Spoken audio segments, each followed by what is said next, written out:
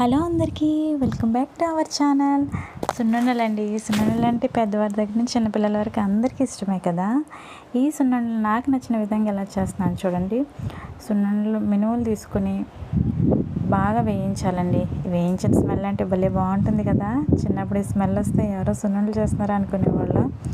ఇప్పుడు 2 టేబుల్ స్పూన్ల బియ్యం తీసుకోవాలి. బియ్యం ఎందుకంటే నోటికి చిగురుగా అంటకుండా ఉండేందుకు వీటిని పౌడర్ మిక్సీ పట్టేసుకోవాలండి. ఫైన్గా చేసేసుకొని తర్వాత సరిపడా బెల్లం తీసుకోవాలండి. బెల్లం మనకి నచ్చినట్టు, అంటే మన తీపి ఎంత తింటామో అంత. దీన్ని కూడా మనం పౌడర్ చేసేసుకోవాలి. నెక్స్ట్ ఇవి రెండింటిని కలుపుకొని బాగా కలపాలండి. అప్పుడు మాత్రం బెల్లం ఆ పొడికి బాగా పడుతుంది. తర్వాత కొంచెం కొంచెంగా నెయ్యి యాడ్ చేసుకుంటూ ఉండ రెడీ అయ్యేటట్టుగా చేసుకోవాలి. ఇప్పుడు మనకి ఇష్టమైన సున్నుండలు అయితే రెడీ.